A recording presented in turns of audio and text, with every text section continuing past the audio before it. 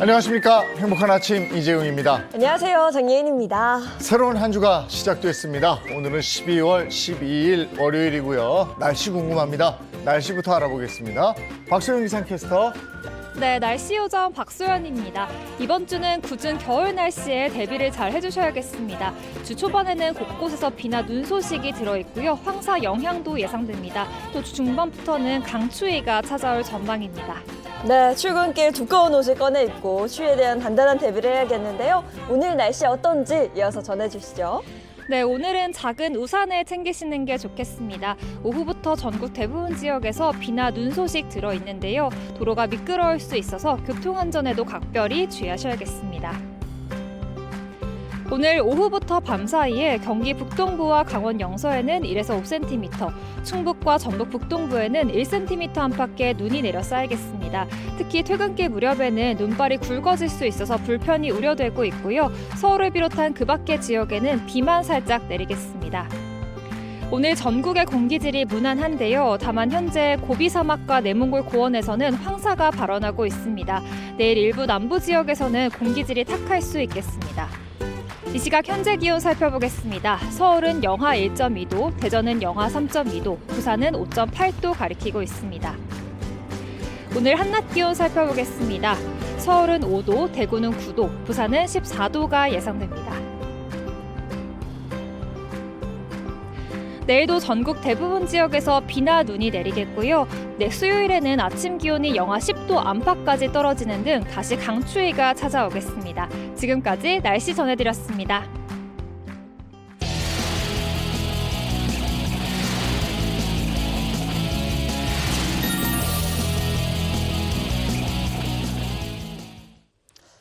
화제 이슈를 발빠르게 전해드리는 모닝 브리핑 순서입니다. 허주연 변호사와 함께합니다. 어서 오세요. 안녕하세요. 네, 첫 번째 이슈부터 전해주시죠. 네, 첫 번째 이슈, 내년 전기료 3배 넘게 오를 수 있다입니다. 전기요금이 내년 초에 크게 오를지도 모르겠습니다. 한국전력공사법 일부 개정안이 국회 통과가 될지 여부에 따라 달려 있는데요. 한전의 회사채, 그러니까 한전채의 발행 한도를 늘리는 내용의 이 한전법 개정이 올해 이루어지지 않을 경우에는요. 내년 초에 전기요금을 올해 인상분의 3배 이상 올려야 하는 것으로 나타났습니다. 어제 산업통상자원부와 이 한전의 설명을 종합하면요. 한전채의 발행 없이 전력대금을 결제하고 또 현행 한전법을 위반하지 않고 한도가 초과한 사채를 상환하려면 내년 1월부터 3월 안에 이 전기료를 1kW시당 약 64원 올려야 되는 상황입니다. 이는 올해 인상된 전기요금 19.3원에 3배가 넘는 금액입니다. 아니 그러니까요. 올해도 이미 전기료가 올랐고 오른 것만으로도 부담스러워하시는 분들이 참 많은데 여기서 3배가 더 오른다고 하니까 정말 걱정입니다. 정말 걱정입니다. 현행법상 이 한전채는요, 이 자본금과 적립금을 더한 금액에 이 2배까지만 발행할 수 있도록 규정이 되어 있습니다.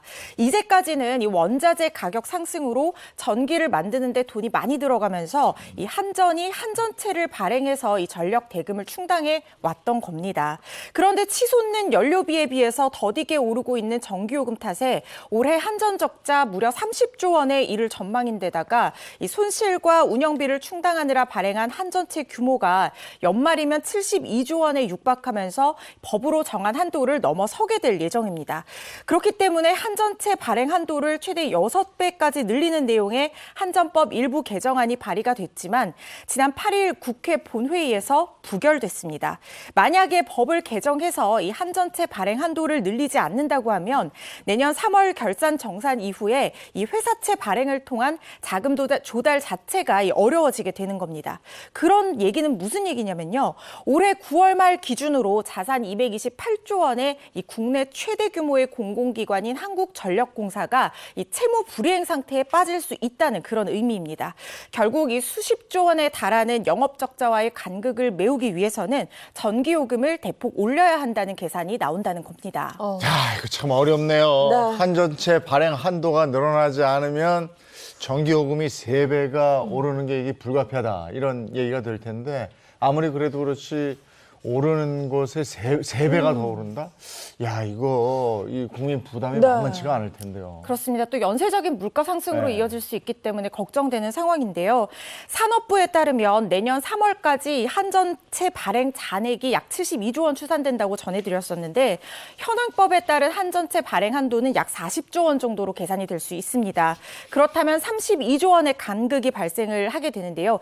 이걸 지금 전기요금으로 충당할 수밖에 없다는 입장입니다. 통상 전기요금 1kW 시당 1원을 올리게 되면 연간 5천억 원가량의 한전 매출이 증가를 하게 됩니다. 이를 바탕으로 32조 원을 메우려면 전기요금을 1kW 시당 64원가량 인상해야 한다는 계산이 나온다는 건데요.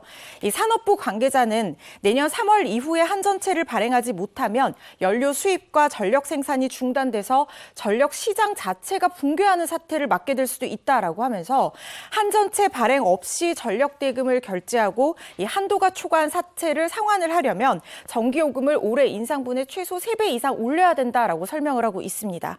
이에 따라 산업부는요, 한전의 유동성 확보와 급격한 요금 인상으로 인한 부담을 최소화하기 위해서 한전법 개정이 필수라고 보고 있고 이 추후 임시국회에서 법의 개정을 재추진하겠다는 입장입니다. 올해 3차례나 전기료가 인상되면서 전기료 폭탄 맞았다 이런 소리도 들렸는데 내년에는 또 뭐 3배 이렇게 전기료가 오른다니까 이걸 어떡하나 하는 생각이 먼저 드네요. 참 이게 참 어려운 문제군요. 예, 다음 이슈 전해주시죠. 네, 다음 이슈 서울 아파트 월세 비중 40% 돌파입니다. 올 한 해 이 서울 아파트 월세 거래 비중이요 처음으로 40%를 넘어섰습니다. 역대 최대 수치를 기록을 한 건데요. 금리 인상 여파로 이 전세자금 대출도 어렵게 되면서 집주인은 물론 세입자까지 월세 선호 현상이 두드러진 때문으로 파악이 되고 있습니다. 서울 주택 전체 거래량으로 보면요 올해 거래된 임대 물건 중 2건 중에 1건이 월세 거래인 것으로 나타났습니다. 이 고금리로 이자 부담이 크게 늘어나면서 월세를 거래하는 사람들이 늘어나고 있다. 뭐 기사를 통해서도 요즘 정말 많이 볼 수 있는데요.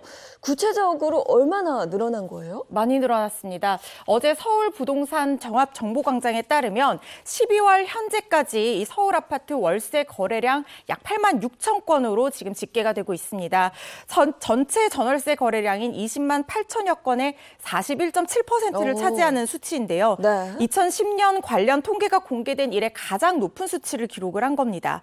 서울 아파트 월세 비중은요. 2020년 평균 31.4%에서 지난해 38.5%로 늘어났고 올해 처음으로 평균 월세 비중이 40%를 넘어섰습니다. 올해 전월세 총 신고 건수는 작년 21만 4,140건보다 적은 수준이지만 월세는 이미 작년 연간 거래량인 8만 2천여 건을 넘어섰습니다. 구별로 살펴보면요. 강남구의 월세 비중은 지난해 약 44%에서 올해 약 46%로 증가를 했고요. 마포구는 작년 약 42%에서 올해 약 45%로 노원구는 올해 약 33%에서 약 38%로 각각 늘어난 상황입니다. 월세 비중이 늘어났다는 게 수치로도 이렇게 확인이 되는데 그럼 이게 아파트에 국한된 겁니까? 전체적으로 이렇습니까? 전체적으로 그렇다고 보셔야 될 것 같습니다. 네. 비단 월세 비중 늘어난 것이 아파트에 국한된 것만은 아닌 것이요. 올해 서울 연립 또 다세대 주택 월세 거래량이 총 4만 3천여 건 기록을 했습니다. 전체 거래량인 11만 4천여 건의 약 38%를 차지하는 건데요. 이 수치는 지난해 월세 비중인 약 33%보다 높아진 수치입니다. 단독주택과 다가구 주택 월세 비중이요. 전체 15만 1천여 건 중 지금 10만 2천여 건으로 약 67%에 달하고 있는 상황입니다. 이유형 같은 경우에는 작년 월세 비중이 59.9%였는데요. 올해 들어서 지금 60%를 훨씬 상회하고 있는 겁니다. 이런 기조가 나타난 배경에는 아무래도 대출 금리가 급등하면서 이자 부담이 네. 증가했기 때문일 것 같습니다. 맞습니다. 지난해 하반기부터 이 금융기관이 전세자금 대출 기준 기준을 까다롭게 적용한 데다가 연 2에서 3%였던 전세자금 대출 금리가 올해 들어서 약 7%가량 치솟으면서 이자 부담이 늘어난 때문으로 보입니다. 이에 따라 전월세 전환율 3에서 4% 선인데 대출 이자 부담은 2배 가까이로 높아져서 오히려 월세가 유리한 상황이 온 겁니다. 이로 인해서 임차인 주거비 부담 커지고 있습니다. 전문가들은요, 이 전월세 전환율과 금리의 역전 현상이 이렇게 지속되는 한 월세 선호 현상은 앞으로도 이어질 것으로 전망을 하고 있습니다. 한 전문가에 따르면 집주인들은 원래 이 종합부동산세 같은 보유세 부담으로 월세를 선호해 왔는데 최근 금리가 급격하게 상승하면서 전세를 원했던 세입자들마저 이 월세를 찾거나 인상된 보증금을 월세로 돌려줄 것을 요구하는 상황이다라고 하면서 임차인의 주거비 부담 증가는 가처분 소득 감소로 이어질 수 있는 만큼 특히 저소득층에 대한 어떤 주거비 부담에 대한 보전 정책 같은 것들이 정부 차원에서 필요하다라고 분석하고 있습니다. 이 금리 인상이라는 게 얼마나 이게 전 분야에 걸쳐서 끼치는지 참 이번에 다시 한번 느끼게 됩니다. 자, 다음 이슈 전해주시죠. 네, 세 번째 이슈 희망퇴직 태풍입니다. 경기 불황으로 미국에서 인원 감원이 본격화되면서요. 한국도 경영 효율성을 높이기 위해서 이 감원 가능성이 제기되고 있습니다. 일부 기업들 이미 희망퇴직 같은 제도를 실시를 하면서 인력 감축에 발빠르게 나선 상황인데요. 어제 HR테크 기업 조사에 따르면 이 HMM, 푸르밀, 하이트진로, 또 LG U+, 현대제철 등이 이미 올해 희망퇴직을 실시했다고 합니다. 네, 지금 살짝 말씀을 해주셨는데 상당히 많은 업체들이 올해 이제 희망퇴직을 실시한 상황입니다. 뭐 각 업체마다 차이는 있겠지만 희망퇴직 조건이 좀 상향이 됐다고요. 네, 근로자들에게 좀 유리한 쪽으로 조건이 설정이 되고 있는 상황인데요. HMM 같은 경우에는 지난 7일까지 근속 10년 이상 육상직 직원을 대상으로 희망퇴직 신청을 접수를 받았습니다. 2년치 연봉에 해당하는 위로금과 근속연수 가산분, 자녀 학업 지원금, 재취업 교육 프로그램 등을 조건으로 내세웠고요. LG U+도 지난 6월 만 50세 이상, 만 10년 이상 근속한 직원을 대상으로 희망퇴직 신청을 받은 바가 있습니다. 최대 3년치 임금과 성과금 200% 등 위로금을 지급을 했고요. 자녀 대학 학자금 최대 4학기분을 제공을 했습니다. 업계에서는 희망퇴직 조건이 이전보다 좋아지면서 희망퇴직에 대한 부정적 인식은 좀 줄어들고 있다고 하는데요. 하지만 여전히 희망퇴직 자체를 선호하는 상황은 아닌 것으로 보입니다. 한 대기업 관계자는 대부분 기업들이 상시 희망퇴직을 받고 있지만 이 희망퇴직 이슈가 공론화되는 것은 꺼려하는 분위기다라고 전했는데요. 요즘 같은 불경기에 이 목돈을 받고 나가도 할 수 있는 일이 사실상 많지 않기 때문이라고 합니다. 그래서 희망퇴직 인원도 많지 않다고 하고요. 실제로 현대자동차 그룹 계열사인 이 현대카드와 이 현대커머셜이요. 지난달 최대 39개월치 임금 제공, 자녀 학자금, 또 건강검진 지원금, 2022년 성과금 지급 등 이 파격적인 조건을 내걸면서 희망퇴직 신청을 접수를 받았는데 이 신청자는 소수에 그친 것으로 알려졌습니다. 최근에 금융권에도 희망퇴직 역대급 칼바람이 불고 있다 이런 얘기도 들리던데요. 맞습니다. 디지털 인프라 확대와 더불어서 잇따른 경기 침체에 대한 우려 영향으로 보이는데요. NH농협은행이 지난달 희망퇴직 신청을 받았습니다. 대상자 선정 심사를 진행하고 있는 상황이고요. 이 신한은행도 이달 중순 희망퇴직 관련 논의에 들어갈 것으로 알려졌습니다. 여기에 더해서 하나은행과 우리은행도 이 비슷한 시기에 희망퇴직을 단행할 예정이고요. 그런데 이렇게 은행에서 시작된 희망퇴직이 지방은행과 증권사로도 확산하고 있는 모양새입니다. 특히 부동산 프로젝트 파이낸싱 비율이 높은 중소형 증권사들이 잇따라 구조조정에 착수를 했습니다. 여기에 손해율 악화와 또 자금 조달에 어려움을 겪고 있는 보험사, 카드사로까지 희망퇴직 여파가 점차 확대될 것으로 금융권에서는 예측하고 있습니다. 네, 그런데 이렇게 대규모의 인원 감축이 이어진다면 분명 부작용이 뒤따를 텐데요. 그렇죠. 경기 불황으로 인한 인원 감축이 실시가 되면요. 일자리가 감소를 하게 되고 실업률이 높아지게 됩니다. 그렇게 되면 결국 소비력이 악화돼서 경기 흐름이 나빠지는 악순환이 반복될 수밖에 없다는 건데요.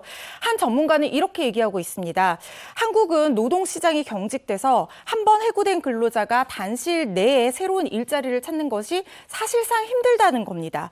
그래서 기업의 고용 축소가 가계소득 감소와 소비 위축으로 이어지게 되고 기업 기업이 이익이 그러면 자연스럽게 감소를 하게 되면서 추가로 고용 축소가 되는 악순환을 통해서 경기 침체폭이 더욱더 확대될 우려가 있다고 지적을 하고 있는 겁니다. 최근에 경기 둔화가 기업의 대규모 감원으로 이어지지 않도록 정부의 정책적 지원이 필요한 시점으로 보입니다. 올 한 해 참 힘들었는데 연말까지도 우리 삶이 팍팍하구나 네. 이런 느낌이 듭니다. 오늘 모닝 브리핑 여기까지 하겠습니다. 허주연 변호사와 함께했습니다. 고맙습니다. 고맙습니다.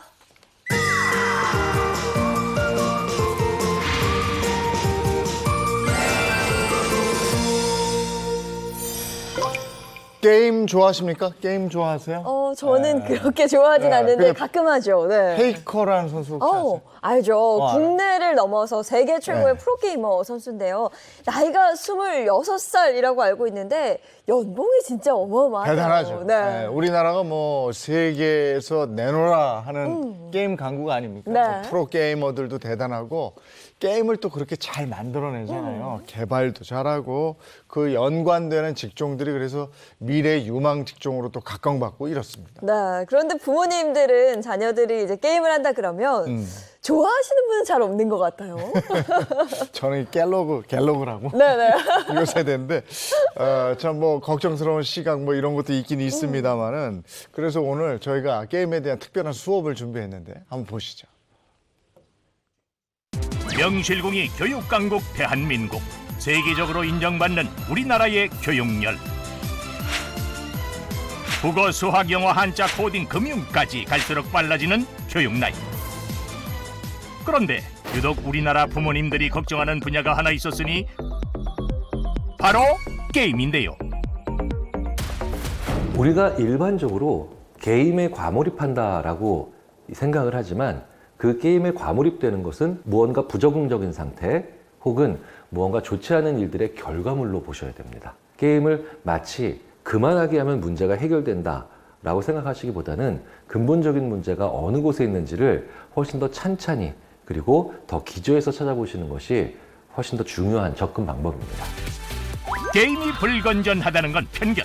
건강하게 게임 문화를 배우고 또 알아간다면 게임도 하나의 꿈이 됩니다. 이제는 게임도 조기 교육하라. 게임의 진정한 의미와 가치를 알아보는 찾아가는 게임 문화 교실과 함께라면 가능합니다. 게임하는 것을 무작정 맡기보다는 게임에 빠진 원인을 파악하고 스스로 조절하는 힘을 길러주는 것이 중요하다는 것이겠죠? 그 방법을 배울 수 있는 특별한 수업이 열리고 있다는 한 초등학교. 남은 2주 동안 같이 하게 된 류미경 선생님입니다. 만나서 반갑습니다. 안녕하세요. 네, 오늘은 이제 게임에 관련된 직업에 대해서 한번 생각해보는 시간을 갖도록 하겠습니다. 여러분들 혹시 게임에 관련돼서 알고 있는 직업 혹시 있어요? 네. 어떤 거 있어요? 유튜버 맞아. 또 프로게이머 또? 학생들의 적극적인 참여 속에 시작된 찾아가는 게임 문화 교실.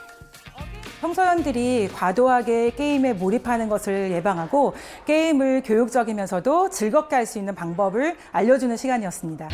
찾아가는 게임 문화 교실에서는 디지털 게임을 지적 도구로서 다루고 활용하는 법에 대한 게임 리터러시 교육이 이루어지는데요. 학생들은 총 8차시로 이루어진 수업에 참여하며 게임을 올바르게 이용하는 방법뿐 아니라 게임이라는 미디어와 게임을 만드는 직업에 대한 이해까지 배워갑니다. 이런 수업이 만들어진 이유가 있을 것 같은데요. 무엇보다도 게임의 긍정적인 가치를 좀 확산하는 것이 가장 중요하다고 생각을 하고 있습니다. 게임에 대해서 올바른 이용 습관을 형성하게 되면은 청소년 자아 형성에도 굉장히 도움이 되고요. 아이들이 게임을 단순히 이렇게 즐겁게 즐기기만 하는 것이 아니라 게임에 관련하여서 게임 기획자, 또 그래픽 디자이너, 또 프로그래머 등 다양한 직업에 대해서도 학생들이 관심이 아주 많습니다. 작년 한 해 21조 8천억 원의 매출을 올렸다는 게임 산업. 매년 높아지는 성장률에 관련 직업에 대한 관심도 뜨거운데요. 자, 이 슈퍼마리오란 게임에서 보니까 게임에 스토리가 있었고 소리가 있었죠. 그 다음에 구성요소가 또 뭐가 있었죠? 캐릭터. 그렇죠. 캐릭터가 또 있었어요. 그 다음에 또 어떤 게 있었을까요? 자, 그래서 우리가 한번 내가 관심 있는 게임을 한번 선택을 해보는 거예요. 내가 평소 관심이 있거나 그동안 해봤던 게임을 떠올리며 교재의 물음에 답해보는 아이들. 답을 달아주세요. 캐릭터, 규칙, 스토리, 음악 등 게임의 구성 요소를 생각하며 해당 게임의 총점을 매겨보기도 하는데요. 이거에 대해서 자신의 게임을 얘기해주고 점수를 매긴 걸 발표해줄 수 있는 친구 있나요? 좋아요. 어떤 게임 얘기해주고 싶어요? 피파라는 게임이 피파! 그 축구? 거기서 그러면 우리 캐릭터는 별점 몇 점 줄까요? 시우는. 캐릭터는 5점이에요. 캐릭터는 5점. 어떤 것 때문에? 그냥 사람이 되게 현실적으로 표현되고 그쵸, 맞아요. 피파는 어떤 규칙을 갖고 있을까? 규칙엔 별점이 몇 점 줄 수 있어요? 4점. 규칙이 복잡하진 않는데 어. 처음 하는 사람들은 약간 뭔가 복잡할 수가 있어서 스토리도 5점. 목적이 2가지가 있는데 도감 모은 거랑 리그 우승하는 거랑 재밌어요. 아이들 스스로 게임에 대해 깊이 생각해보고 의견을 나누었던 뜻깊은 시간. 오늘 수업은 좀 재밌었나요? 네. 직업에 대해서도 알게 되었고 실제로 기획자가 돼보는 거예요. 그래서 기획자가 돼봐서 이런 식으로 한번 해도 괜찮겠구나라는 걸 한번 경험해보는 시간을 가졌습니다. 게임에서 지켜야 할 규칙들을 알아서 게임에서 규칙들을 잘 지킬 수 있을 것 같아요. 게임에 흥미가 엄청 많진 않았는데 이번 수업하면서 좀 더 흥미가 생긴 것 같고 게임에 대한 직업의 이해도가 좀 높아진 것 같습니다. 찾아가는 게임 문화 교실은 초등학생, 중학생, 학교 밖의 청소년까지 참가할 수 있는데요. 학교 혹은 가정으로도 신청이 가능하니 참고하시면 좋겠습니다. 아이들이 다양한 활동 그리고 게임 외에 다른 것들도 할 수 있는 그런 것들 중에서 내가 선택하는 것들이 있어야 된다는 거죠. 무엇을 하지 말아라, 무엇을 그만해라 라고 하는 게 아니라 다른 대안적인 활동들이 많이 있는 것, 그런 과정에서 모든 것들이 다 순기능을 발휘할 수 있는 그런 양상으로 갈 수가 있습니다. 단순한 놀이가 아닌 그 이상의 가치가 있는 게임. 게임을 문화로서 이해하고 함께 소통하려는 마음이 있다면 우리 아이들도 게임을 통해 더욱 멋지게 성장하지 않을까요?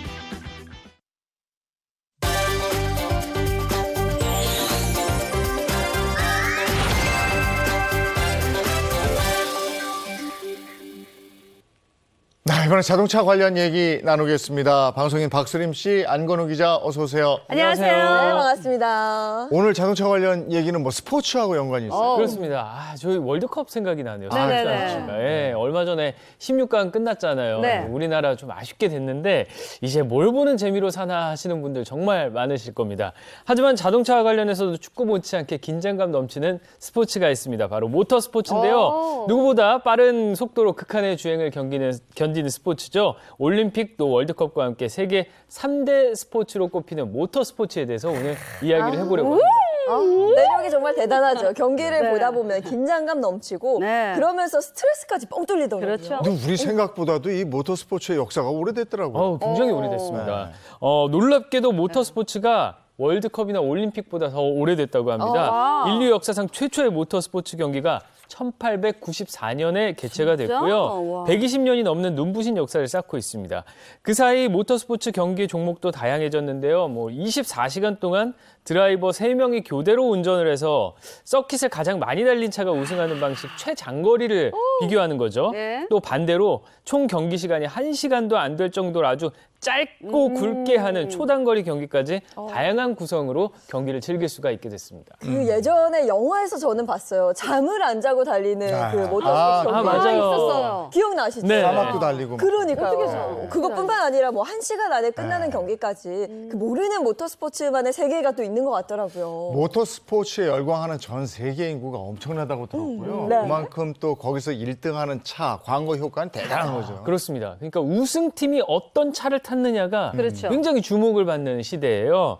때문에 전 세계 각국의 자동차 업계가 모터스포츠 우승을 위해서 노력을 하고 있는데요. 우리나라에서도 얼마 전 좋은 소식이 들렸습니다. 불과 몇 주 전이었는데요. 11월 25일부터 27일까지 사우디아라비아에서 펼쳐진 WTCR 월드 투어링카컵 대회에서 국내 자동차 기업 H사 경주차가 드라이버 또 팀 부문 챔피언 이걸 2개를 동시에 거머쥐는 경사를 맞은 겁니다. 네, 박수 한번 보낼까요? 네. 자, WTCR은 국제자동차연맹 휘하에서 주관하는 월드 챔피언십 가운데 유일한 투어링카 레이스인데요. 국내 경주차로 고객 레이싱 팀이 시즌 종합 우승을 차지한 건 올해가 처음이라고 합니다. 야, 전 세계 자동차 업체가 여기서 1등 하려고 엄청나게 노력들을 했을 텐데 우리 국내에서 만든 자동차가 여기서 우승을 차지했다. 네. 아, 대단합니다. 대단하고 네. 정말 박수를 보낼 만한 네. 일이죠. 네. 그리고 완성차 업계가 이렇게 모터스포츠에 뛰어드는 이유가요. 뭐 홍보나 보여주기 외에 또 다른 목적도 있다고 합니다. 그렇습니다. 자, 완성차 업체들이 모터스포츠에 뛰어드는 이유 궁금하시죠? 그럼 채널 고정! 경기에서 쌓은 경험하고 기술을 바탕으로 차량을 만들기 때문이라고 합니다. 과거에는 모터스포츠가 일반 양산차의 발전에는 큰 도움을 주지 못했다는 그런 오해도 있었어요. 근데 이는 사실과 다릅니다. 양산차를 개발하면서 누적된 그 제조사의 기술은 모터스포츠에 도입되면서 효율과 내구성을 개선할 수 있습니다. 그리고 거꾸로 모터스포츠를 통해서 얻은 경험과 기술을 바탕으로 이 완성도 높은 차량을 만들어낼 수 있다고 합니다. 그 대표적인 사례 중에 하나가 승용차의 사륜구동 장치예요. 그러니까 70년대까지만 해도 사륜구동은 트럭, 지프 등에만 쓰이고 무겁고 연비가 좋지 않은 구동계로 여겨졌죠. 대부분의 경주형 차도 전륜구동이나 후륜구동을 사용했습니다. 근데 1980년 독일의 A사에서 사륜구동 자동차로 WRC 대회를 휩쓸면서 비포장 도로나 눈길에서 사륜구동의 안정성이 입증이 됐습니다.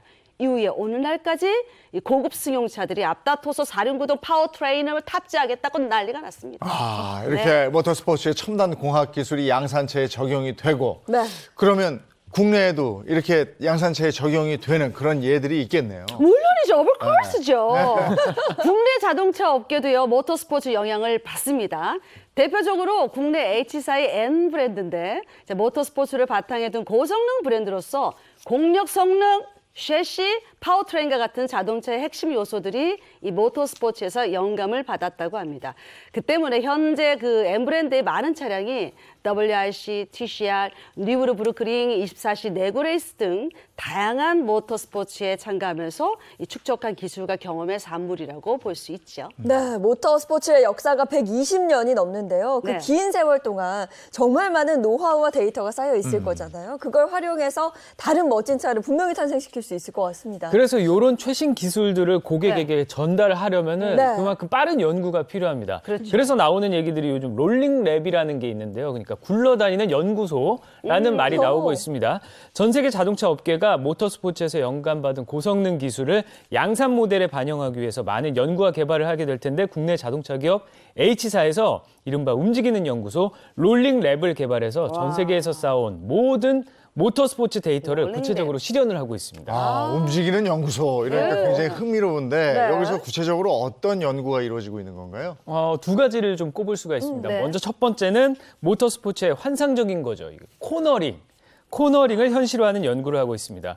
모터스포츠 팬이라면은 뭐 다 아시다시피 모든 출전 차량들이 코너링 순간에 막 역전도 이루어지고 그러거든요. 네. 이런 노하우를 잘 활용을 해서 장 보러 가는 집안 모퉁이에서도 코너링을 멋지게 실현할 수 있도록 하는 겁니다. 네. 실제로 롤링랩을 통해서 만들어진 R 모델은 차량의 앞과 뒤에 모터가 달린, 그러니까 두 개의 모터가 있는 듀얼 모터 사륜구동 형식입니다. 운전자가 직접 구동력을 제어하는 재미를 경험할 수 있다고 합니다. 네, 장을 보러 가는 집안 모퉁이에서 드리프트. 환상적인 코너링 기대가 되는데 이것 말고도 또 다른 기술도 있을 텐데요. 다음으로 이제 전기차에게 좀 부족한 게 있죠. 네. 가상의 엔진 사운드. 아, 원래 이제 내연기관에는 사운드가 있었는데 이게 전기차에는 없다는 그런 장점이자 단점이 있습니다.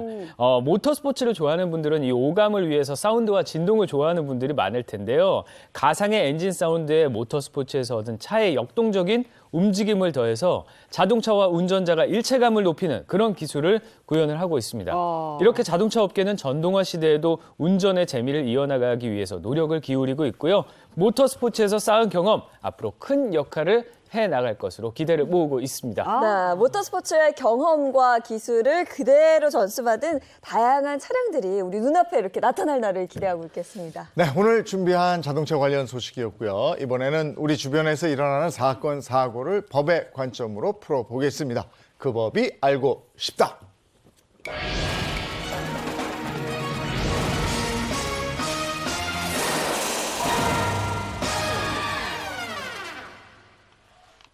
그 법이 알고 싶다. 이인철 허주연 변호사입니다. 어서 오세요. 안녕하세요. 네, 반갑습니다. 강 기자, 오늘 주제는요? 네, 오늘 첫 번째 주제 좀 가슴 아픈 사연입니다. 당한 만큼 복수하는 남편 때문에 아이를 유산한 아내입니다. 아니 남편 때문에 아이를 유산했다니 이게 어떻게 된 그렇습니다. 일이에요? 자, 온라인에서 화제가 된 사연을 꽁트로 준비해봤습니다. 자, 아내 역할은 제가 하고 눈에는 눈, 이에는 이 복수하는 남편 역할은 이재용 님이 하시면 되겠습니다. 사연 속으로 고고! 저희 남편은 기억력이 엄청 좋습니다. 어찌나 기억을 잘하는지 자기가 당한 일이 있으면 머릿속에 꼭 저장해 두었다가 언젠가 기억고 복수를 하더라고요. 여보, 나 아이스커피 달라고 했잖아. 팔팔 끓는 커피를 주면 어떡해. 입천장 다 뒤었어. 드디어 복수에 성공을 했군. 당신 작년 11월 14일에 말이야. 나한테 뜨거운 커피 줬던 거 기억나? 결국 당신도 나한테 당한 거야. 뭐야? 아가멜이야? 아니, 어디 일도 기억 안 나는데 뭐 작년 11월 일을 어떻게 기억을 해. 아유. 설마 당신 이런 식으로 계속 소심하게 복수해온 거야, 그럼? 당연하지. 이번 달엔 말이야, 난 엄청난 복수를 했다고 지난번에 길에서 나한테 붕어빵 사달라고 그랬지. 응? 에? 그래서 이번 달 생활비 보낼 때 붕어빵 3,000원어치 빼고 보냈어. 당해보니 어때? 아유, 참 피곤하게 산다, 당신. 아유, 그래, 당신은 평생 그렇게 복수를 하고 사셔. 아유. 그때까지만 해도 남편의 이런 행동을 그저 귀엽게만 봤죠. 근데 얼마 되지 않아서 남편 때문에 최악의 사태가 벌어지고 말았습니다. 아이를 임신한 저에게 갑자기 복통이 찾아왔는데 남편이 병원에 데려가기는커녕 멀쩡히 쳐다보고만 있는 겁니다. 여보, 뭐해, 나 배 아파. 빨리 119 불러. 배 아파. 잠깐만. 딱 5분만 기다려. 5분. 지난번에 나 배탈 났을 때 당신도 화장실에서 5분 늦게 나왔잖아. 그러니까 똑같이 5분 참아. 5분만 기다려. 그게 무슨 헛소리야. 지금 상황 파악이 안 돼. 지금 뱃속에 애가 지금 잘못될 수도 있잖아. 무슨 그런 소리라고 있어. 빨리 구급차 불러. 배야. 딱 기다려. 5분만 기다리면 되는데 설마 그게 뭐 우리한테 무슨 일이 일어나겠어. 5분이야. 잠깐만 기다려봐. 진짜.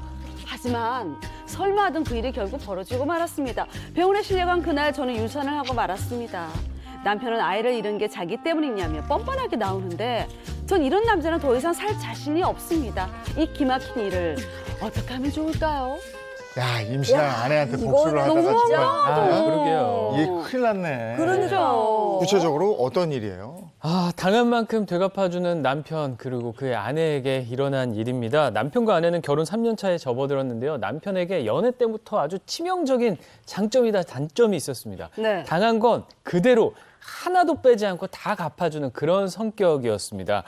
예를 들어서 뭐 부부는 집안일도 각을 재듯이 다 나눠서 했고요. 네. 아내가 늦게까지 야근을 하고 와도 당신 고생했어. 그런데 월수금은 당신이 설거지하는 날인 거 알지? 피곤해도 설거지부터 하고 쉬어라고 예외 없이 집안일부터 시켰다고 합니다. 아니 사람 사는 일이 어떻게 이렇게 칼로 딱 자르듯이 자를 수 그러니까요. 있겠어요. 아내로서는 진짜 피곤할 것 같은데요. 이런 남편 때문에 아내가 다소 뭐 피곤함을 느낀 적도 있긴 있었습니다만 지금까지는 큰 문제 없이 결혼 생활을 좀 하고 왔다고 합니다.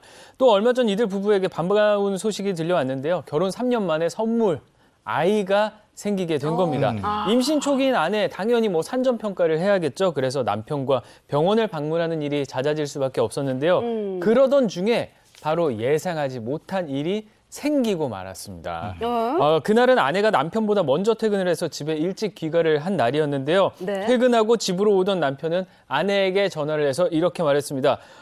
여보, 나 10분 뒤면 집에 도착하거든. 이따 내가 전화할 테니까 집에서 10분 뒤에 내려와 있어. 라고 전화를 한 겁니다. 네. 임신 초기였던 아내가 하필 졸음이 좀 쏟아지잖아요. 임신 네. 초기에는. 네. 그게 심해지고 있었던 차에 남편을 기다리던 중에 깜빡 잠이 들어서 10분이 아닌 30분 뒤에 깨어나게 된 겁니다. 그러니까 임산부는 호르몬 영향으로 진짜 졸음 많이 쏟아지거든요. 그러니까 잠깐 눈 붙여야지 했는데 그냥 잠들어 버렸네요. 네네. 아. 그 뒤늦게 아내가 내려가니까 남편이 화가 엄청나게 나 있었습니다. 아니 아무리 잠이 들어도 그렇지 어떻게 10분 만에 잠이 드냐. 아니 10분 만에 잠이 들 수가 있는데요. 이 시기에는. 그렇잖아요. 네. 언성을 높였고 아내는 그래도 뭐 남편한테 화를 내지는 않고 미안해 깜빡 잠들었네. 화 풀어라고 몇 번씩 사과를 했다고 합니다.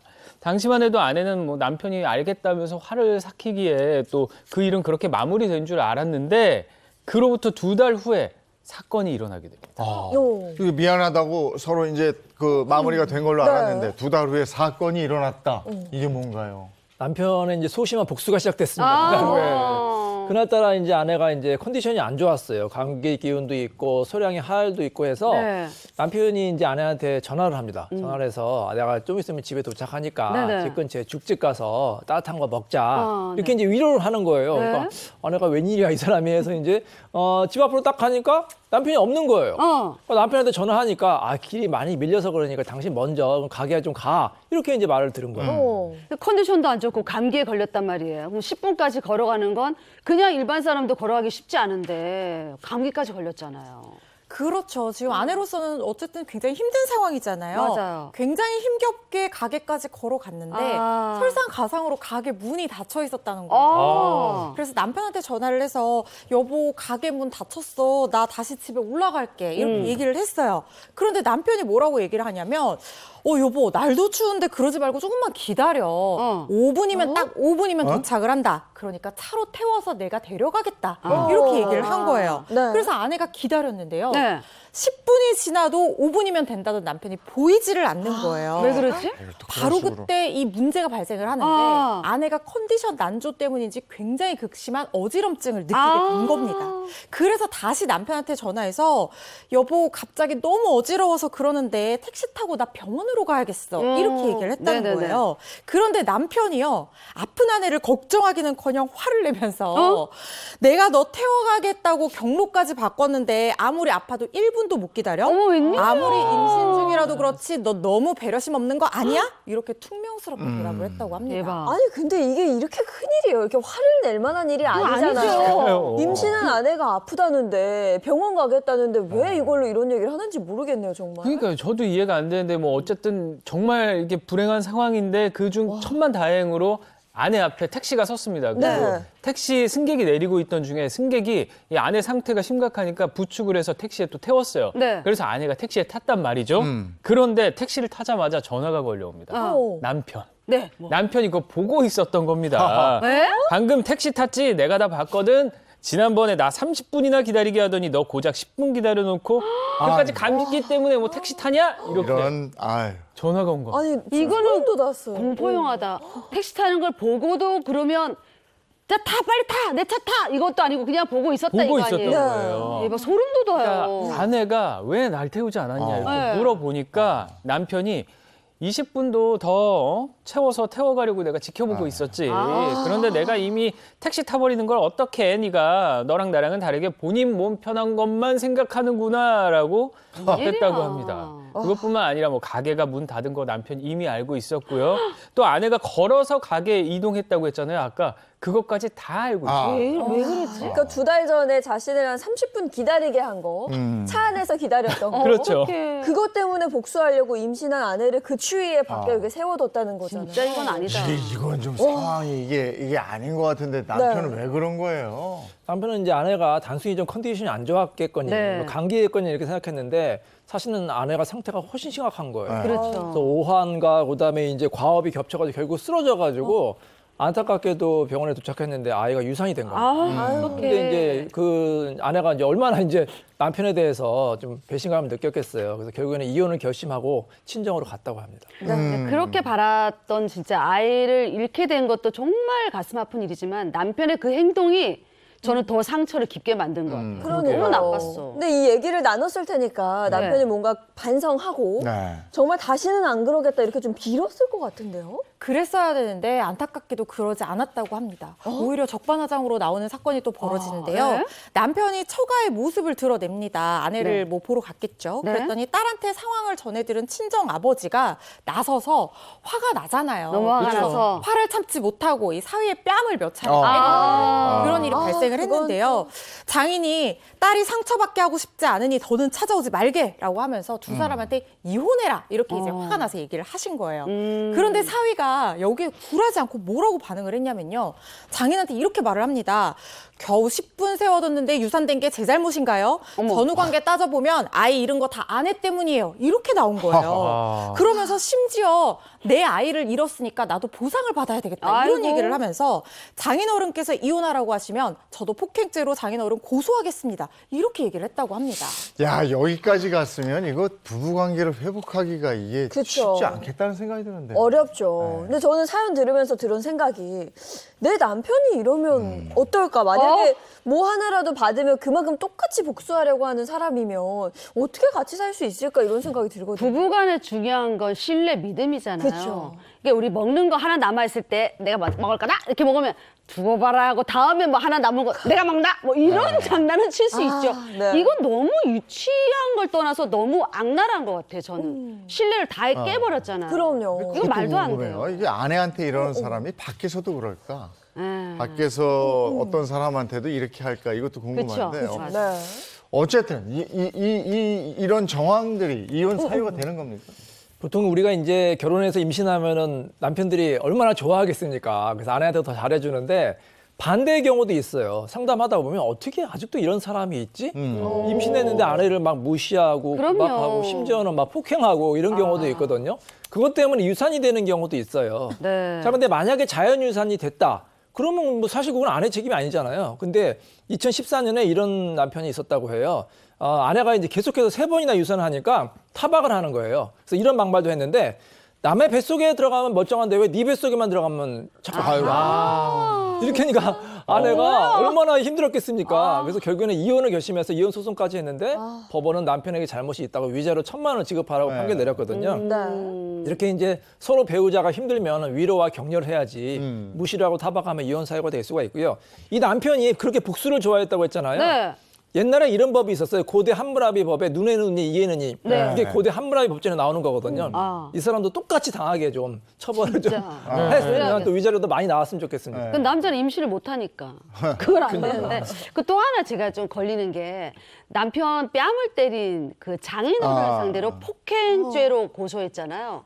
이거 가능해요?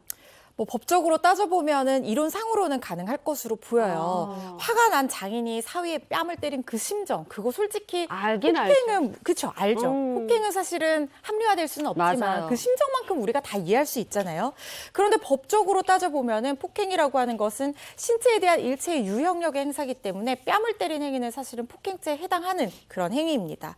그런데요, 만약에 사위가 뺨을 맞아서 정말 심하게 다쳐서 신체의 완전성을 침해당했다라고 주장하면 상해죄를 주장을 할 수도 있어요. 병원에 가서 그런 부분에 대해서 치료를 받고 상해 진단서를 끊어서 제출을 하게 된다고 하면 뭐 상처가 심하면 상해죄가 적용될 수도 있는데 이 사건처럼 단순히 뺨을 몇 대 때린 것 가지고는 사실 멍도 잘 안 드는 경우가 많거든요. 심한 경우가 아니라고 하면 단순 폭행죄로 처리될 가능성이 높은데요.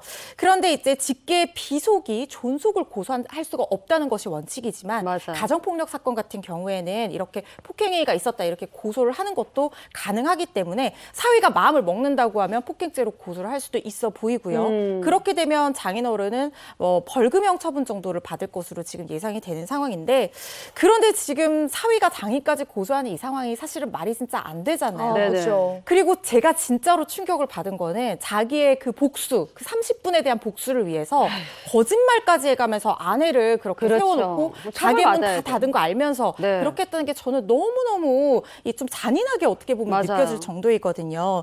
남편의 어떤 이 반드시 갚아줘야 되는 신념이 결국에 자기한테는 상처로 이혼이라는 부메랑으로 돌아올 수 있다는 점 꼭 기억하셔야 될 것 같습니다. 네, 이번 사례 정도까지는 아니더라도 네. 우리가 살면서 부부간에 당신 전에 나한테 그랬잖아.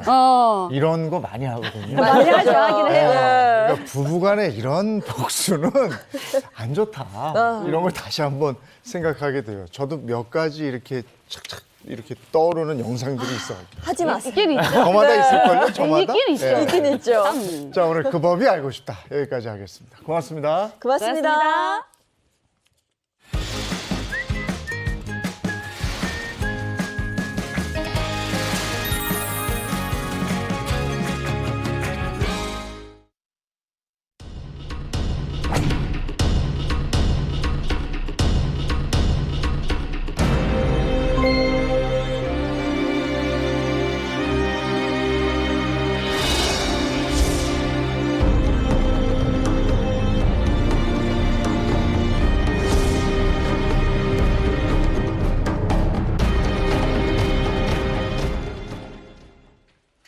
네, 살면서 겪게 되는 모든 고민을 속 시원하게 해결해 드리겠습니다. 용한 상담소 이호선 전문가입니다. 어서 오세요. 안녕하세요. 반갑습니다. 네, 반갑습니다. 자, 부모가 결혼을 반대하면 그 자녀의 앞날은 가시밭길이 되기 마련이죠. 그런데도 내 눈에 흙이 들어가도 이 결혼만큼은 절대 안 된다라고 말하는 어머니가 있습니다. 어떤 사연일까요? 영상으로 함께 보시죠.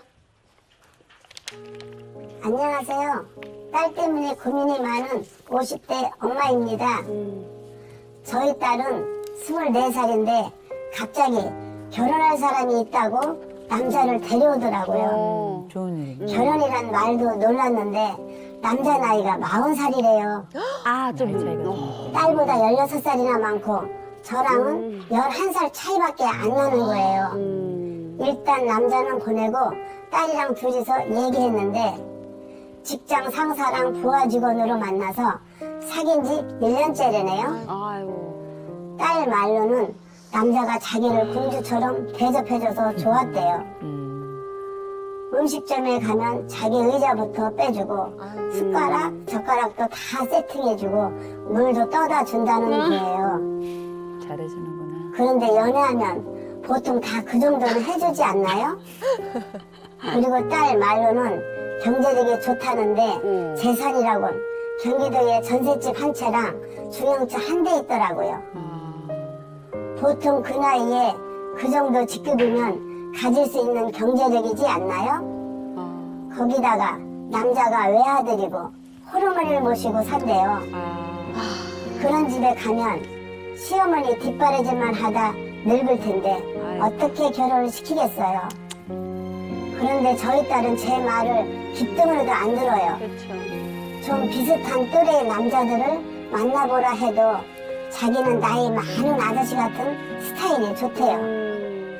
다정하고 투정도 받아주고 그리고 뭔가 사연이 있어 보이는 남자라서 좋다는데 아휴, 제 딸이지만 정말 철이 없다 싶더라고요.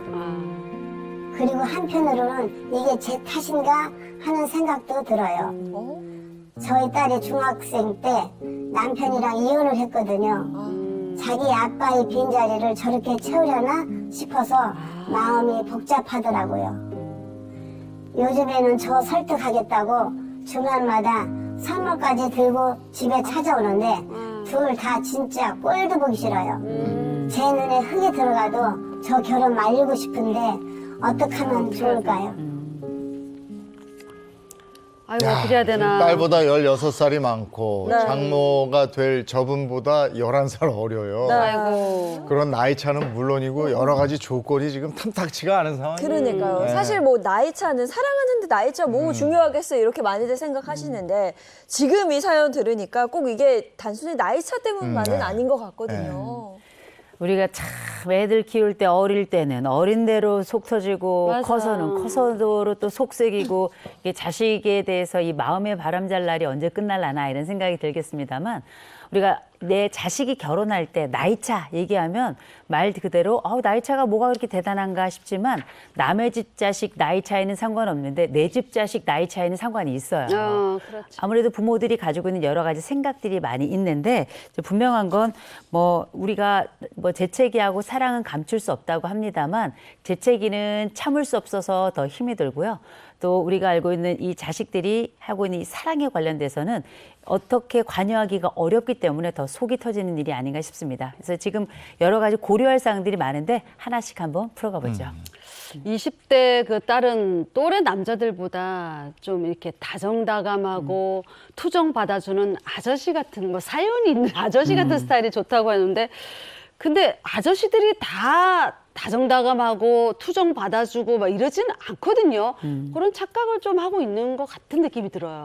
드라마 아저씨 뭐 이런 것도 네, 있고 드라마 아저씨. 우리 어렸을 때 읽었던 책 있잖아요. 키타리 아저씨. 맞아요. 다 해주고 이렇게 후원해주고 뭐 네. 이런 느낌일 것 같아. 이런 것 때문에 나이 든 아저씨들을 좋아하는 그 여성들도 좀 있다는 얘기 맞아, 들었어요. 네, 있는 경우가 있죠. 근데 뭐 이렇게 그냥 좋아했는데 알고 보니 나이 차가 좀 많은 경우도 있지만 유독 주변에 보면 나는 좀 나이 차 많고 일부러. 네, 소위 말해서 아저씨처럼 보이는 사람이 좋다 이렇게 얘기하는 경우도 있거든요. 이재용 아저씨는 괜찮죠. 아, 괜찮아요. 산에 계속 가야 돼. 그런 단점이 있어요. 이제 우리가 보통 나이가 많다고 하면 이 사람이 가지고 있는 이 안정성이 굉장히 크게 작용을 할 거예요. 이 안정성이라고 한다면 제일 먼저는 마음의 품이 있고 또 그 사람이 가지고 있는 어떤 매너, 이런 격에 관련된 품과 격이 있어 보인다는 게 굉장히 큰 특징일 거고요.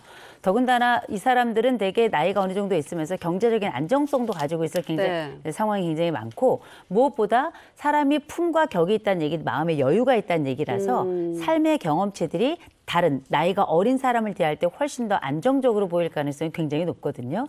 그러면 처음 내가 사회생활을 하거나 이 사람하고 어떤 특정한 어떤 문제나 이런 것들에 맞닥뜨렸을 때 이 사람이 문제를 풀어가는 그 속도에 있어서의 그 안정감을 경험하거나 또 이 사람이 가지고 있는 있어 보이는 바가 굉장히 나에게는 끌리는 면이 될 수 있거든요. 관대함도 있죠. 인자함도 있죠. 갖추고 있는 것 같죠. 대인관계에서 폭도 넓은 것 같죠. 맞아요. 지금 현재 모든 것을 갖춘 이 사람이 어쩌면 나에겐 백마탄 왕자다. 그렇지. 이런 느낌이 있을 수 있는데, 그러나 우리가 조금 전에 이야기했던 것처럼 그냥 나이만 많은 경우도 있고, 나이가 많다고 해서 이 사람의 품과 격이 다 확보됐다라고 볼 수도 없는 거거든요. 맞아. 사람은 누구든지 겪어봐야 되는 것 같습니다. 네, 나이 많은 아저씨가 좋다는 철부지 딸 어떻게 해야 할까요? 라고 사연을 보내주셔서 저희가 솔루션 알아보도록 하겠습니다.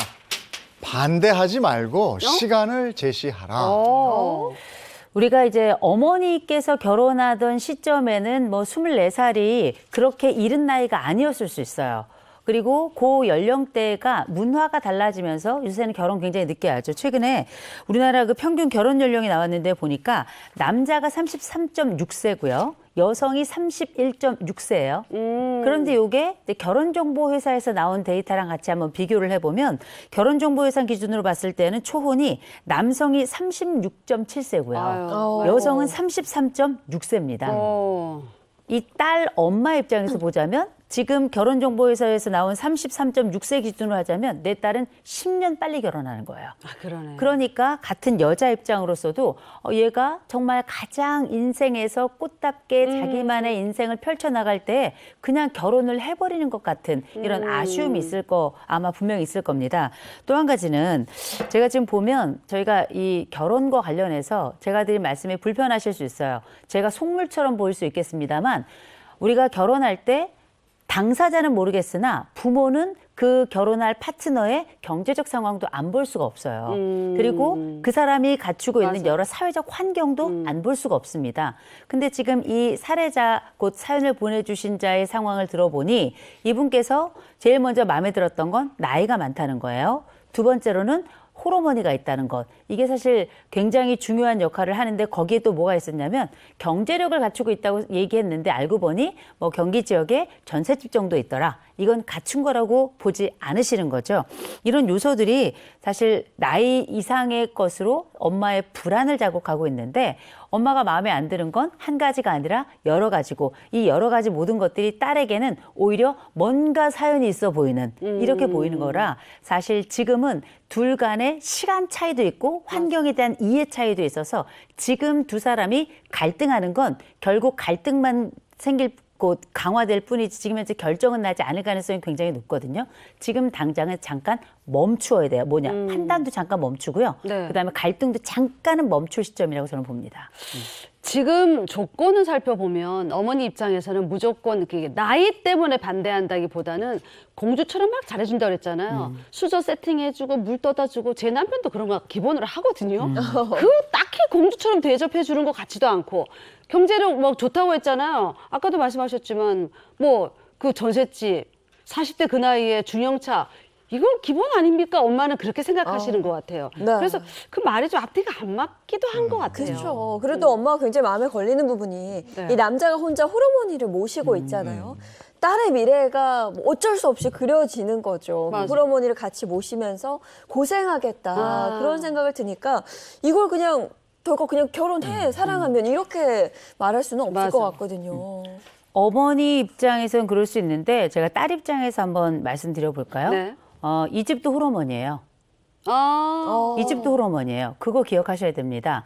어쩌면 딸은 나이가 많아서 경제력이 좋아서 혹은 그분이 사연이 있어 보여서라고 이야기했지만 본인하고 굉장히 겹치는 부분이 많다고 판단했을 거예요. 그래서, 일단 나도 호르몬이 밑에서 지금 성장하고 그렇게 뭔가 다른 사람들이 볼 때는 결핍이라고 생각할 수 있는 이런 부분을 가지고 있다고 판단을 했던 거고 그 지점에 이 남자는 나이가 많았던 게 아니라 공감을 잘해주는 사람이었을 가능성이 좀 굉장히 높습니다.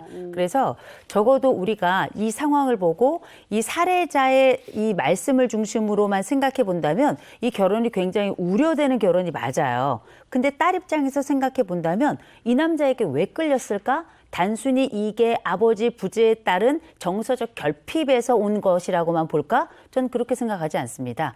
결핍의 요소도 없진 않았을 수 있겠습니다만 그렇게 따지면 보통 아버지가 안 계셨거나 아버지를 어려서부터 못 봤던 집은 대부분 다 나이 많은 남성 혹은 나이하고 이렇게 차이가 많이 나는 사람과 결혼을 해야 될 텐데 그런 경우가 그렇게 많지 않아요. 네. 그 얘기는 지금 이 딸이 가지고 있는 정서가 아버지의 결핍만의 문제는 아니고 굉장히 여러 가지가 복합적이라고 저는 보는데 제일 먼저 이 상황이 무엇이든지 간에 엄마가 사연을 보낸 이유는 제가 볼 땐 마음에 안 들어요가 아니라 딸을 꺾을 자신이 없는 거예요. 딸이 굉장히 강력하게 주장을 하고 있고 이 강력하게 주장하는 바에 대해서 엄마가 뭐라고 얘기를 해야 될지 어떤 말로 이 마음을 회유하거나 설득해야 될지를 잘 모르는 것 같거든요. 근데 제일 먼저는 이 딸이 이 남자의 어떤 면에 매료되고 있는가에 대해서 좀 살펴보실 때 그게 어쩜 우리와의 공통점에 기반하고 있는 건 아닌가 이 생각을 한번 해보셔서 딸이 가지고 있는 감정에는 일단 공감을 해주셔야 된다고 보는 거고요. 나머지 하나는 제가 꼭 말씀드리고 싶은 게 공감을 하더라도 이 사람 모든 사람은 사랑을 겪을 기회 그만큼의 시간이 좀 필요한데 지금 입사한 지 1년인데 나이가 24살이에요. 딸이 대학을 졸업했다 치면 지금 졸업하고 바로 그 입사를 해가지고 1년 된 거거든요. 네. 이때 직장 상사는 당연히 매력 있어요. 당연히 멋있죠. 당연히 안정적으로 보이죠. 거기다 딱 신입이 딱 들어갔는데 착착착착 해결해줘요. 얼마나 멋있게요? 맞아. 그런데 지금 우리가 기억하셔야 될 게 사랑 호르몬은 보통 유통기한이 2년에서 3년 가거든요. 아, 길게 가네요, 그래도. 예, 첫 번째 사랑에 폭 빠졌을 네. 때 그 시점에 사실은 2년에서 3년은 교제를 좀 할 필요가 있어요. 그러면 그 2년에서 3년은 이 딸이 가지고 있는 사랑 호르몬이 가라앉을 때를 기다리느냐 그게 아니고요. 2년에서 3년이 지나고 나면 그때 첫 번째 싸울 기회도 생겨나요. 이 싸움을 다루는 방식에 대해서도 서로 생각해 볼 기회가 생기고 두 번째로는 지금 이 상황에 남자가 문제가 있는 게 아니에요. 이 남자는 자기 열심히 살았고요. 어머니 모시고 열심히 살았고 자기가 할 수 있는 능력 안에서 전셋집도 마련했던 사람인 거예요. 그게 문제가 아니라 딸의 마음이 이 남자에게 끌려 있다는 게 핵심이거든요.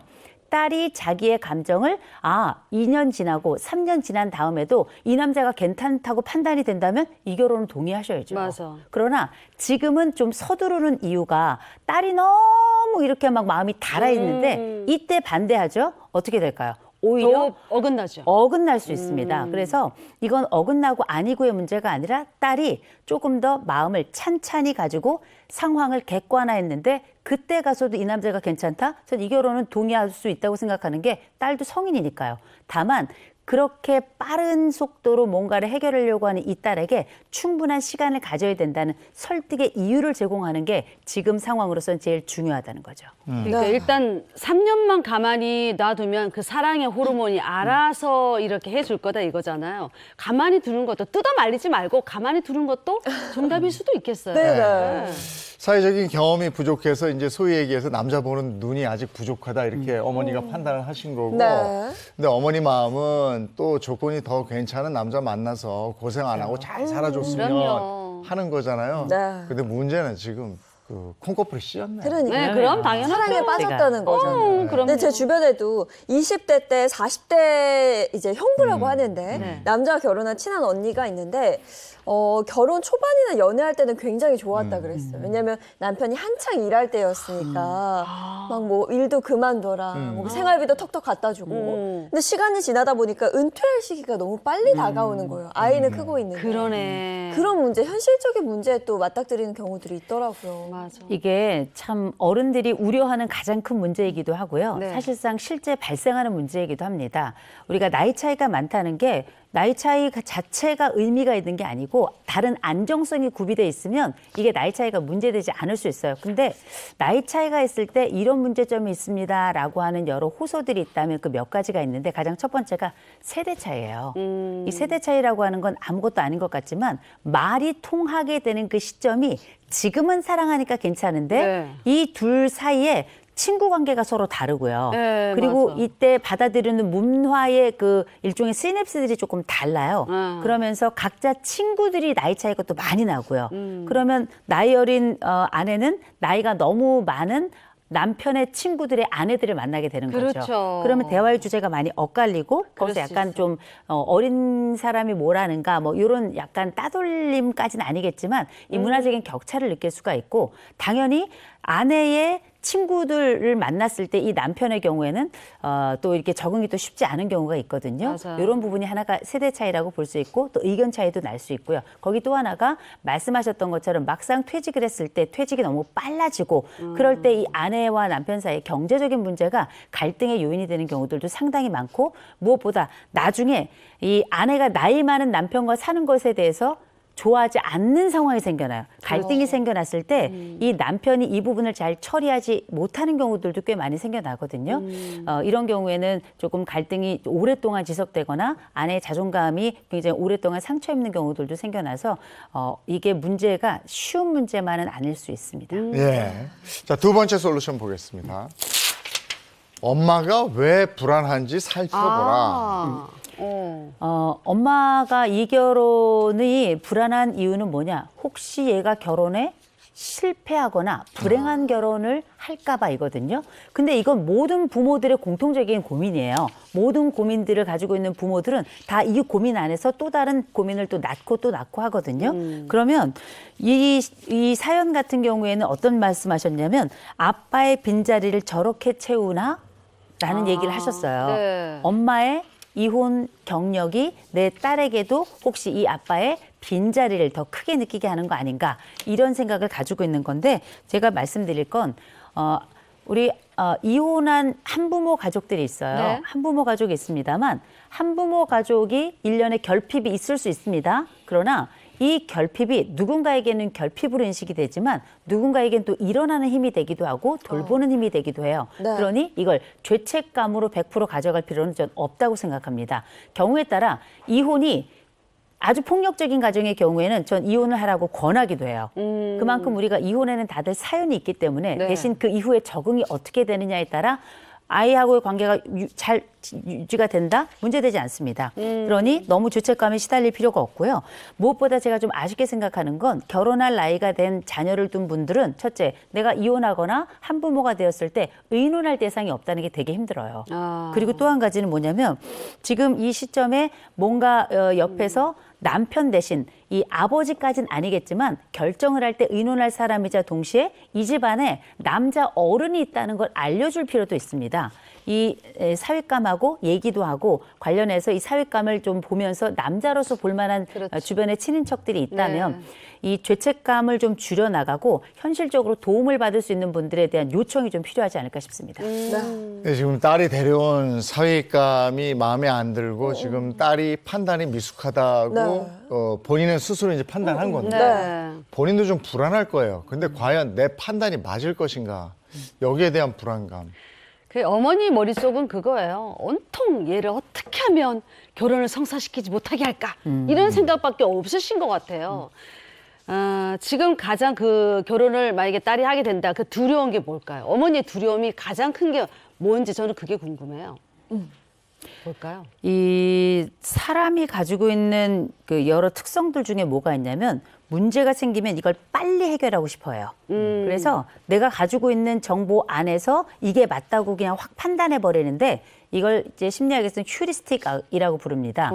근데 이런 휴리스틱은 누구에게나 있는 인간이라고 하면 이 상황을 빨리 정리하고 싶어 하기 때문에 가진 정보를 다 모을 수밖에 없거든요. 그런데 이 과정에 뭐가 주요하게 원인을 주냐면 스트레스예요. 이걸 빨리 정리하고 싶거든요. 그래서 기억하실 게 있습니다. 어른과 부모가 젊은이나 혹은 자식들하고 다른 건 뭐냐면 어떤 상황이 발생했을 때 이걸 후루룩 없애버리는 방법이나 어떤 강력한 방법을 통해서 무조건 제거하려고 하는 게 아니라 때로는 이게 시간이 필요하다는 걸 아는 것. 그리고 이 시간을 가져가기 위해서 이 스트레스를 견뎌야 된다는 걸 아는 게 부모와 어른이 다른 젊은이나 혹은 자식하고 다른 점이에요. 그래서 지금 엄마가 그 불안이 클 겁니다. 그리고 걱정도 될 거고요. 그러니 아예 막아버리거나 뭐 뭔가 방법을 취할 것 같은데 시간을 가지셔야 돼요. 시간을 갖는다는 얘기 뭐냐? 인정한다는 이런 차원보다 엄마도 이 남자를 겪어봐야 되고요. 특별히 그 과정에 못마땅한 부분이 있더라도 딸의 상처와 딸의 성숙을 위해서 엄마가 이렇게 시간을 두는, 그래서 엄마가 약간 스트레스를 견뎌주는 과정이 필요하거든요. 그러니 서두르지 마시고요. 딸에게도 내 자신에게도 그리고 남자에게도 시간을 좀 주셔서 실제 우리가 가지고 있는 이 상황이 좋다 나쁘다가 아니라 살펴보자. 그리고 이 두 사람은 교제는 만끽하되 결혼 시간만 조금 이렇게 늦추도록 하고 대신 거기서 발생하는 엄마의 불안이 있어요. 엄마의 불편이 있을 거고. 그러나 그건 어떻게 어느 정도는 잡고 가셔야 돼요. 맞아요. 힘들더라도. 그게 뭐 1년이 될지 2년이 될지 알 수 없지만 그럼에도 불구하고 그 시간 동안 내가 적응할 시간을 달라고 딸에게 요청하시기 바랍니다. 네. 자, 세 번째 솔루션 보겠습니다. 철부지 딸 최대한 자극하지 마라. 자극하지 마라. 자극하지 마라. 자극하면 네. 더 안 좋은 영향이 있을 것 핫소스 같아요. 뿌리면 안 돼요. 그렇죠. 네. 제가 약간 이제 이 딸을 보면서 우리가 다들 생각했을 겁니다. 이 딸에 대해서 엄마가 했던 몇 가지 단어가 있어서 하나, 공주. 두 번째, 다정한 걸 좋아한다는 거. 네. 세 번째로는 투정을 받아준대요. 그리고 뭔가 사연이 있어 보인대요. 이게 참 하나하나가 참 나쁜 단어는 아닌데 네, 이게 네. 모아서 내 딸의 특별히 미래와 관련된 이야기라면 이 딸에 대한 여러 가지 생각을 하게 되는데 우리가 기억해야 될 게 있습니다. 뭔가 사연이 있다는 얘기는 인생이 쉽지 않다는 얘기예요.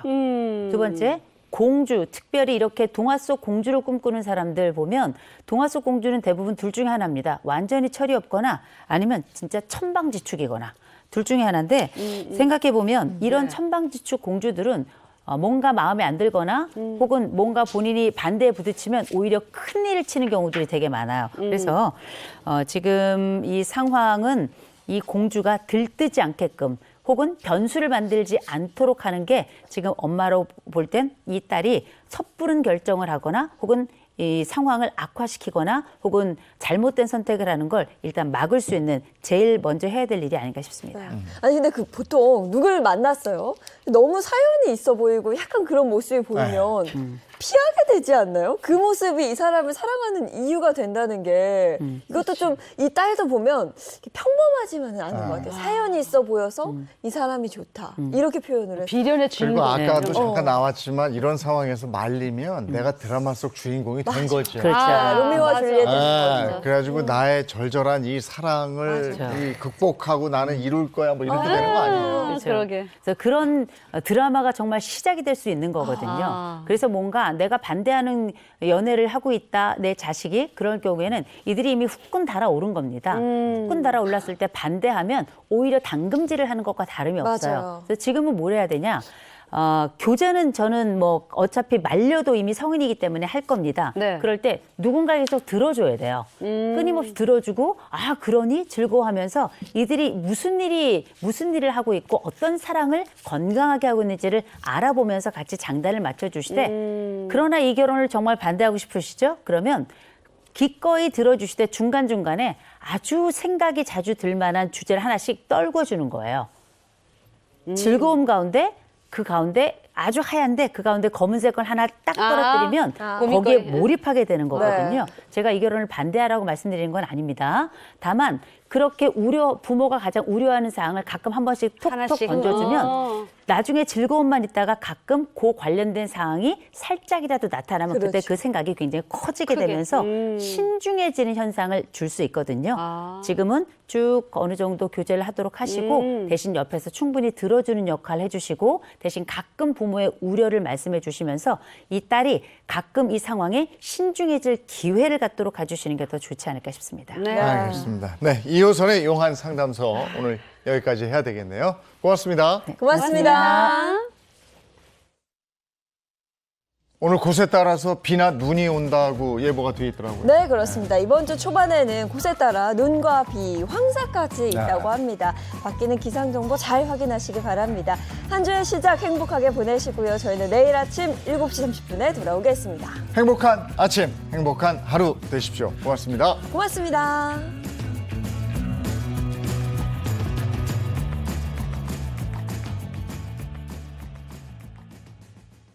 채널 A